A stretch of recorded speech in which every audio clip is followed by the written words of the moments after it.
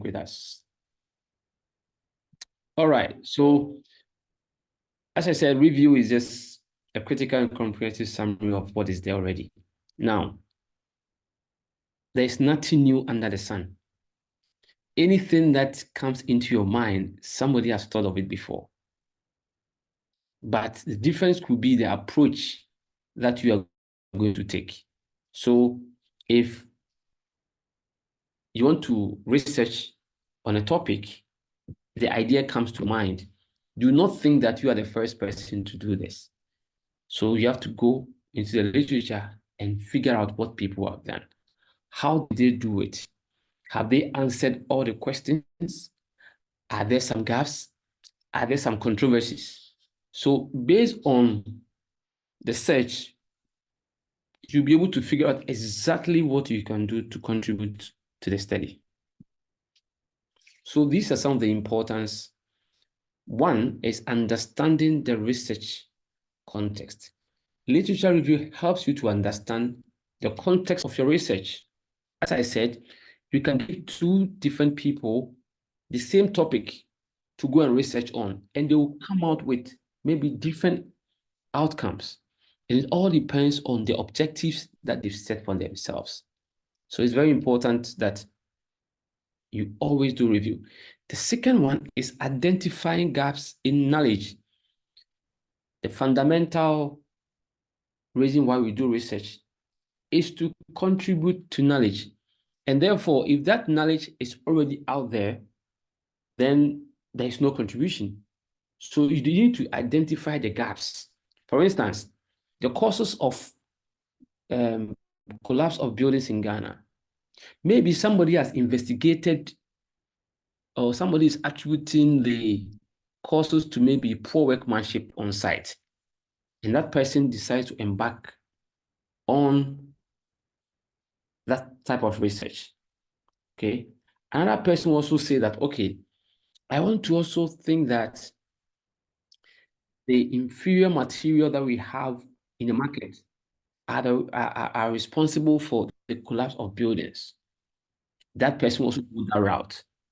Okay. So you always have to be able to identify the gap and then you contribute to that gap. Number three, it helps to avoid duplication. You don't want to do what somebody has done already. If you are doing what somebody has done already, then you're not doing research, you are doing homework. Homework problems are problems that have been solved already. And then we are giving it to you to test your understanding of concepts. All right. So anytime you find yourself doing something that has been published already, you are just doing homework or you're just practicing how to do research. So you need to avoid duplication. And the way to avoid duplication is through literature review. And then the fourth point is building on existing knowledge. So after you'll be able to identify the gaps, which will help you to avoid duplication, now you are in a better position to build on existing knowledge. So let's say the same example, buildings are collapsing. Somebody has investigated based on poor workmanship. Another person has also investigated based on lack of capacity. Let's say we don't have professionals to do the proper design. Another person has also done their research based on policies, maybe the permitting process that we use to grant people permits to build their buildings, And then you also come in and say, okay, I've realized that nobody has investigated the use of local reinforcement. Nobody has done any work on that to attribute the collapse to them. And then you also go into that route. So when you do that, the findings of your study will add up to what others have done. And therefore, together, we are all building on existing knowledge. And then you are also establishing credibility. Anytime you do literature review, and then you situate your work in the body of literature, it makes your work credible. Because if you tell me that you are doing this investigation, and I ask you, so what has been done in this area, and you are not able to tell me what has been done in this area, I will not be able to take your word for it. Researchers or scientists, we are not politicians, as I've been telling some of my students. We are not politicians. We deal with facts, and facts are situated in the literature. So everything that you do has to be backed by, citations, references. So doing review makes your work credible. All right, so let's look at some of the types of literature reviews. So here I have 5 of them. Every review is different. You can have 2 people doing review on a topic, and they will use any of these. So you need to understand what you're doing and which of them fits your need. So the one is the narrative review. The second one is what we call the systematic review. The third one is the meta-analysis review. We have the scope or scoping review, and then we have the theoretical review. Now, let's look at the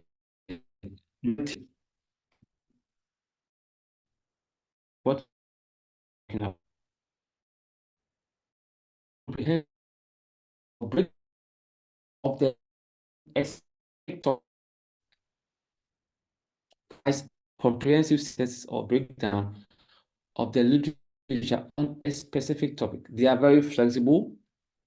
They are very subjective. For instance, if you want to do a review on the advancement in sensor technologies for structural health monitoring, so you want to, look all the how you to monitor the health of structures. So this one is a narrative because you want to know what is out there. You want to know what is out there, and it's also specific, and it's also subjective, because here you are looking at sensors that are applicable to the monitoring of structures. And then we have the narrative, the systematic review. The systematic review. Okay. Now, the systematic review uses a structured methodology. And this is a very common type of review. And this is what, in most cases, people use in their studies, systematic review. So they use a structured methodology to, 1, identify, 2, evaluate, and synthesize all relevant research. And their objective is to minimize bias. Because in research doing, if you don't take care, you will be biased because you have your own hypothesis. Okay, hypothesis is when you defined the cause of what you think is happening. For instance, this morning it rained, and let's assume that for the past 20 years it has not been raining on Saturday mornings. So when it starts raining on Saturday morning, somebody can hypothesize and say that I believe this morning rains on Saturday mornings recently could be attributed to global warming. So that hypothesis is what a person has come out with. And therefore, they have to do research to back their hypothesis. Now, if you don't take care, because you are so convinced that your hypothesis is correct, when you're doing your review, you might avoid certain studies that might contradict your hypothesis. Okay. But in the systematic review, all you are doing is to avoid any biases. So in the end, you want to know what is actually happening. Okay, so the example, review the effectiveness of various composite material in enhancing durability, structural durability. So for instance, for this topic, if I want to review the effectiveness of various composite material in enhancing structural durability, then it means that I have to be able to, 1, understand the various materials that are already there, the people who use the material in their research, what did they find? I really have to have some parameters listed. Okay, that is why we are saying this particular type of review is very structured. And then you need to even define the parameters that you want to even investigate or figure out in your review. So this one cannot be the narrative type. This type of review, because you are saying they want to review the effectiveness of various composites. So first of all, the first question is, what are the composites that have been used? And what are the properties of these composites? And you need to go through the literature to find out all these things. And then we have the meta-analysis type of review. This type of review, you're trying to combine results of multiple studies. So let's say this person has done a study on the use of rice husk ash as a replacement of, let's say, cement in concrete. But then they focused on maybe addition of, let's say, used engine oil. Another person also did the same experiment, but here they also used a different admixture. Okay, so when you're doing a meta-analysis, you can pick results from different authors, and then you try your best statistical technique. In this day and age where machine learning has become very popular, you can combine all these data from different researchers, put them together, and to generalize. You see, when you do an experiment and then you get an outcome, that outcome becomes very empirical. It becomes very localized, right? However, if somebody else also does something similar to what you did, and their findings are similar to yours, if we combine a decade of findings, then we can generalize it. For example, water to cement ratio. People did series of research, and then they all concluded that when the water to cement ratio increases, the compressive strength of concrete decreases. So if you were part of the pioneers who did this kind of research, you could not generalize because you did it in your setting. Maybe you did it in the US. Now, somebody in Saudi Arabia did the same research. They had a similar result. Somebody in Ghana has done the same research. He has similar results. So if somebody else comes out and pick all these results from different locations, different researchers, and combine them to analyze, we can now generalize the results and say that, hey, no matter where you are, no matter the material you use, if the water cement ratio is very high, you are assured that your strength will go down. Okay, so example is analysis of nanomaterials impact on concrete mechanical properties. So here you can, assemble a lot of studies and pick the findings from different and put them together and use statistical tools, analyze the data, and you can actually develop a model out of it. You assemble different data, and you can develop a model out of it. And then we have the scoping review. All right. So this one maps existing literature on a broad topic, identifies vital concepts, apps, and types of evidence. Because here you are trying to go into the scope of that particular problem. So you map existing literature on a broad topic. So you pick a topic like effect of water cement ratio on concrete strength.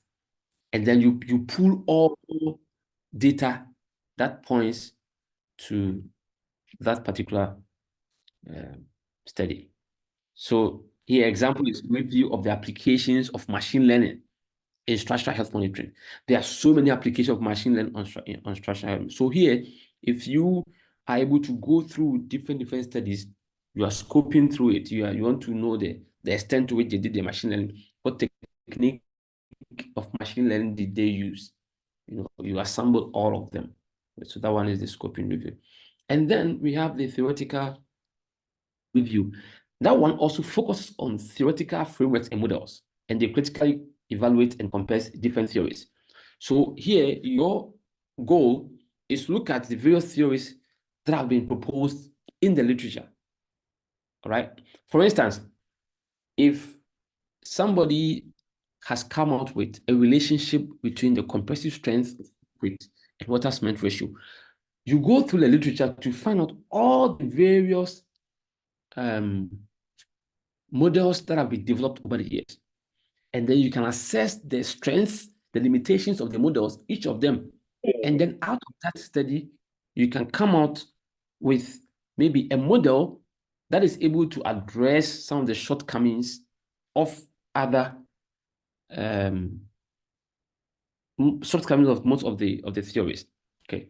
So example is the review different theoretical models, explain the fatigue behavior of materials under cyclic loading. Now, before we go on to the review process, I would like to say that whenever you are doing research, you are not limited to using just one of the types of review. You can use a combination of them. Okay, you are not limited. Maybe a portion of your study will require the narrative. Okay, a portion of your study will require the systematic approach, or another portion will require the meta-analysis, or the scoping, or the theoretical approach. So you're not saying that once you pick your topic, go and look for the type of review that fit, and then no, it's not like that. Maybe if you pick all the 5, maybe 80% will go into, let's say, systematic, and then the remaining 20 will be shared among what is left. It all depends on the objectives of your study. Okay, so let us look at the review process. Now, before you do any literature review, first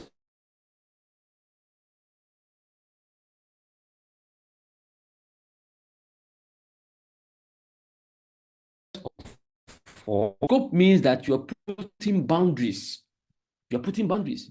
For example, if I'm investigating the effect of water cement ratio on the compressive strength of concrete, I have to ask myself, what is the scope? Am I going to test all water cement ratio? Am I going to use a particular type of aggregate? Am I going to use a particular type of cement? What is the curing type I'm going to use? So if you don't define your scope and establish the parameters that you are investigating, your review will not have an end. You keep reviewing, and you will never make progress. So you have to define the scope of the research.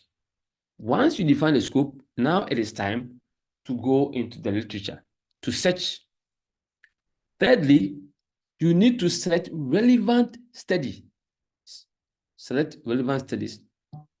And then the fourth one is for you to evaluate the quality of the study. Very, very important.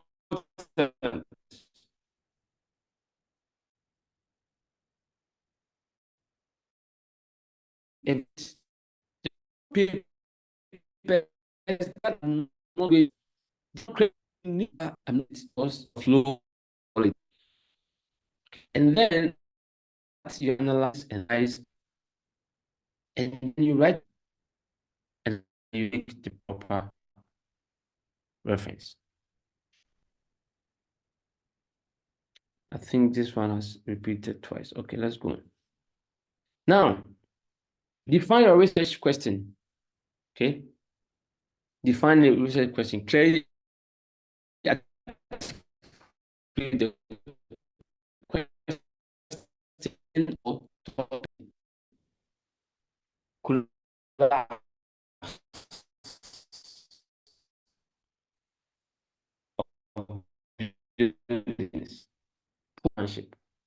coming, even though it is not in the topic, but it's tied to the topic.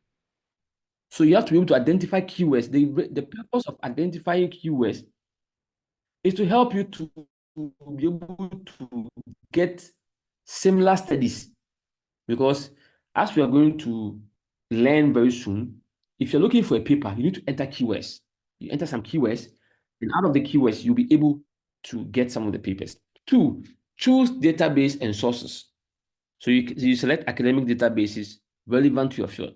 If you are a structural engineering researcher, you don't go and look for papers in highway engineering journal. If you are a water resource person and you're looking for papers, you don't go and look for papers in construction. So you go to your field that is very specific. Some of the areas, we have the Google Scholar, we have the TWUMASI is the medical and life sciences. Now, for instance, if I'm doing a research on structural imaging, if I go to PubMed, I can get a paper on medical imaging. Now, here, I'm not going to learn, what I'm going to learn from that paper is the technique they used in doing the medical imaging and see if I can apply that technique to the structural imaging. Okay. So there are so many scopus is there. And for those in the humanities, social sciences, we have the GSTUR. So there are so many of them. For instance, if you're a structural engineer or a structural engineering researcher, and then you want to do a study on the impact assessment, okay? Some of these impact assessment, it could, how the location of, for instance, those in the highway. Remember that in Accra, I've forgotten around the La Paz area. I don't know, it's not La Paz. I have forgotten the name of the area. They built a footbridge, and most people were not using the footbridge. Okay, it could be a social study, but an engineer can pick up that research. And sometimes you want to understand human behavior. Why are people behaving like that in your study? You want to clarify that. And the area you can get papers will be those social sciences, humanities kind of papers. Okay. All right. So, and then also, you have to also emphasize the importance of strategic searching. So by refining your searching using keywords in bold like and or on, you can find the most relevant literature, which will save you a lot of time. And then also here it says evaluate sources, assess the relevance and quality of articles, check abstracts, methodology, results, and dates. Sometimes some papers, they are not good, so you have to avoid them. Organize your findings. Most of the issues with students is that when they do the review, they do not document the review. So when you read a paper, based on the objectives of the literature review, you have to summarize all the findings. Maybe you can type them, or you can write them somewhere, so many things. Now you can use Mendeley, you can use EndNotes, and so many let me go back. Yeah, so many tools out there to help you. Now you need to also synthesize the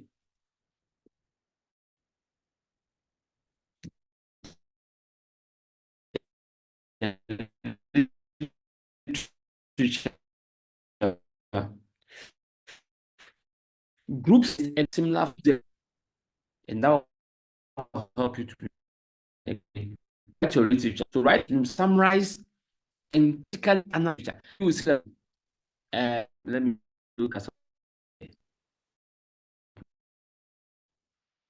For example, Gallo found out that as water cement ratio increases, the compressive strength also decreases. And that's maybe quantifying the finding. Maybe they still by they do not quantify their findings. So you are not just, if you're doing literature review, you're not just a reporter. Don't always report what you have done. You have to be able to analyze the results. Sometimes you should be able to even extract the data and even establish the relationship yourself. And then you speak about the relationships. Okay. Sometimes you can also critique the paper. For instance, if the methodology is faulty, you can also say, for instance, Jallo and Jones, from their study, they found out that as the strength of, as the water cement ratio increases, the strength decreases. However, their curing procedure was problematic. Why? Because they cured some of their specimens in water and some of them were air dried. However, they combined all their data into one. Therefore, their data cannot be relied upon. So even though you have been able to come out with their findings, you have also critiqued their work. So the literature is not always about reporting what they have done. A has done this, B has done that. No, you should be able to also critique. You should be able to critique. Now let's move on to searching for journal articles. This is very, very important. This is very, very important. Searching for journal articles. Okay, so now you start with a broad search. When I say broad search, for instance, you begin with the broad topic, and then you keep narrowing until you get what you want. We're going to try an example very soon. I want to keep this meeting within an hour as much as possible. That's why you use options out subject areas, etc. And then also you can read the abstract and see if it's relevant to your area. Sometimes some researchers use certain topics that do not match with the abstract directly. So if you just judge the paper based on the topic, you might be missing a lot of good papers. So as soon as your keyword brings out a certain paper, if the title is not very close, you just spend few minutes, read the abstract to understand what is actually happening. All right. Once you read the abstract and the finding, because abstract will give you a hint about the purpose of the study, will give you a hint about the methodology, the findings, and stuff like that. So once you read the abstract and it's not very close to your work, you can put it somewhere. Once after reading the abstract, if you're interested, then you can go back, you can go down the paper and read the conclusion. Look at the real findings. If the real findings are also interesting, then you can go to different sections of the paper and then start reading. So in review, once you download the papers, don't just zoom into reading all of them at a go. No, you have to sort them. You sort them in order of relevance to your study. And then you later on, you group them into similar ones and so on and so forth. Okay, so you can read the abstract, you skim through the articles, and then you'll be able to know which ones are relevant to your work. Okay, and then also this point is also very crucial. Follow citation trails. Now, if you pick a paper and that paper is very good paper, within that paper, they have also made some citation. So you go to their references to check. For instance, you have picked a paper on the effect of maybe admixtures on the hydration of cement. In that particular paper, they have also cited somebody saying that this person found out that the heat of hydration of cement reduces by this much when you add admixture. So you have to quickly go to that paper cited by the one you are reviewing. That helps you to get more papers that are related to your study. And that's what we call by, finding additional citation by following the trails within the paper. And then here, setting up alerts is very good for people who are doing PhDs or MPhil because they have enough time. When I was doing my PhD, there were some papers that I couldn't find them. They were very scarce. So I have to set alert. So when you set alert, the moment the paper that is relevant to your study is published, quickly you get an email notification that, hey, there's a paper here. And that helps you to keep up to date with literature. So this one, because our time is limited, we have just about 2 months to do research. If you set the alert, maybe the alert is the study is going to come in about 6 months. By that time, you are gone. Okay. But let's say if you go to graduate school and then you are doing or your PhD where you have maybe 2 years, 4 years, you can set alerts. And then when you are in academia, like the work that we do, which are like you are a lifetime researcher, you need to set alerts in your research area so that the moment a new publication comes, you are among the first people to know. Right? You're among the first people to know. Research is like going to the moon. Anybody who gets there first will put their flag there that, hey, we have been here. If US go to the moon, any part of the moon, and they put their flag there, Russia cannot go there because US has already explored the area. The same thing in research, if somebody publishes your work, you can't publish it. The person has put their flag over there. You have to revise it. And how will you know? By setting up alerts so that you don't waste your time on things. How do you access full text? It's very challenging in this part of our world, but I'll take you through some approaches. So you have to use the library. If you go to the library, we have the librarians over there. Their work is to help you to get these papers. You can go online and do your own search, which we are going to try very soon. But as I said, sometimes it can be very challenging to download the papers. You see them, but you can't download them. And that is something that we need to pay attention to. It comes with some skills. Okay, how to do citation is also very important. We have so many citation styles. We have the APA, we have the MLA, we have the Chicago, the IEEE. There are so many types of citation.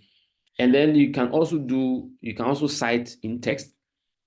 In text citation, for example, it includes the author's name and publication year. Example, Smith 2020, okay, or maybe Mana 2024, something like that. So if somebody makes, if you attribute particular findings to somebody, then into bracket, you bring the person's name, last name, and the year.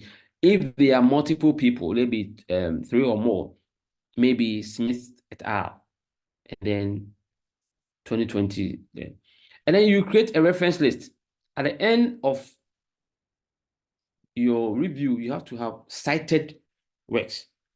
And then you have to ensure consistency in formatting. Don't use APA style, and then you go and use the MLA and all that. Okay, so be consistent.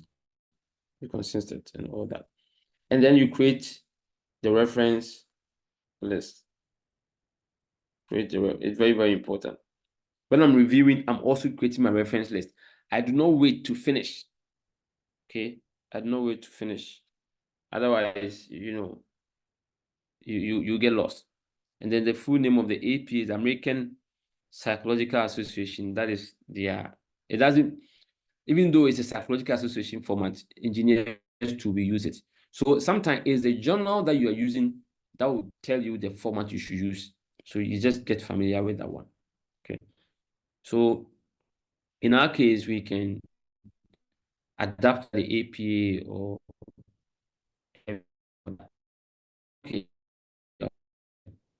tools, Mendeley. I use Google a lot, and that is what I can show you. I know Mr. Jallo also uses Mendeley a lot, so maybe some other time he can show you guys how to use Mendeley for citations.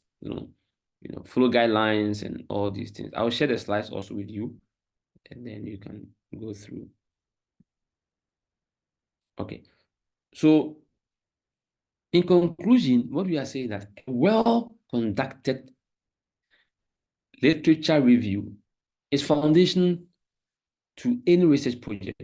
It provides a comprehensive understanding of the current state of knowledge and helps to identify new research opportunities. Right. So this will bring us to the end of the presentation, but let me teach you how to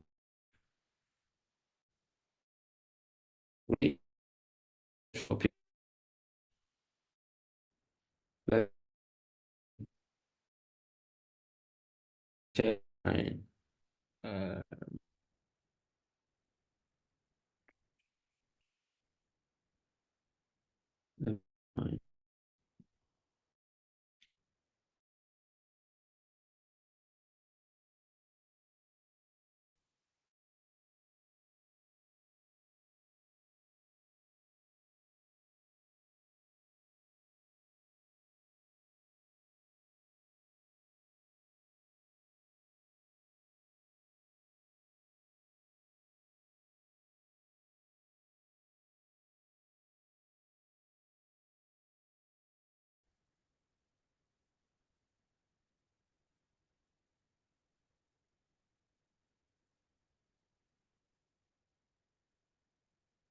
um, can you see my screen? Yes, please. Okay, so now we are going to find some articles for, let's say, this study. So I'll first of all go to Google Scholar. So Scholar, so this is Scholar.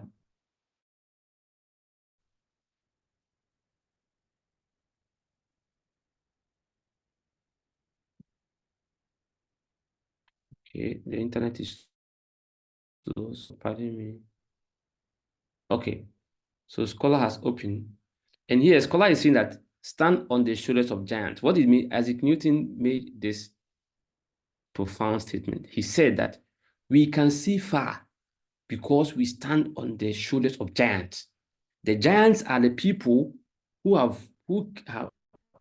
came before us, have done some work in the literature, and we are standing on what they have done to advance knowledge. So you can't start from ground zero. So let's say I'm investigating on the effect of, or let's see, accelerated corrosion of steel reinforcement in concrete using impressed current technique.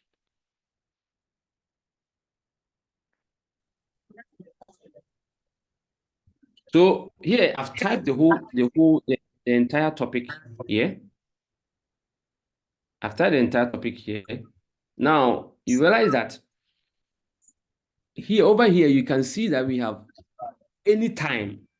Anytime means that the citation, the paper you're going to download can be any it's effectiveness of impressed current regions. Let me mute.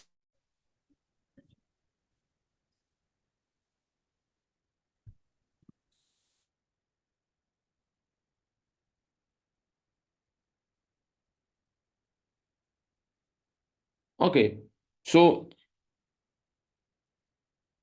you can see that this is the paper. I hope you can still see my screen. Yes, sir. Yes, sir.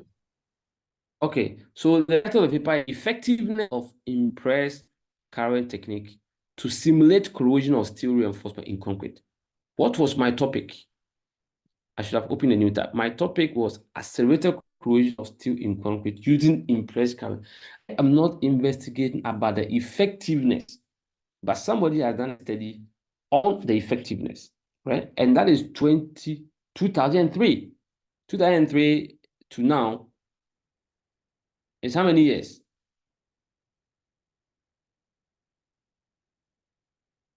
It's how many years? 21. About 21 years. Yeah. So 21 is very, very old. So if I want to get, usually the rule of thumb is that the study should be within maybe maximum 15 years. So 15 years old or 10 years old. So I can come here to do the custom range. And I can say that from 2014 to 2024. And then I click on search. Once I do that, I will only get papers that are between 2014 and 2024. However, it all depends on what you are doing. If you are writing a literature review paper, there are some journal papers, they are only literature review. So you want to do some, you want to go back in history and bring out all the papers that have been studied, then that one you can go back all the way back. But if you're doing a current study where you want to contribute to existing knowledge, and then you want to get some papers to support your work, then usually within a space of 10 years, it should be fine. So this is an example here. It says that determination of impress current efficiency.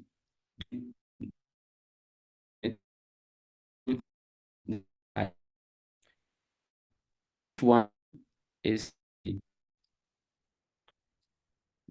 um, sign your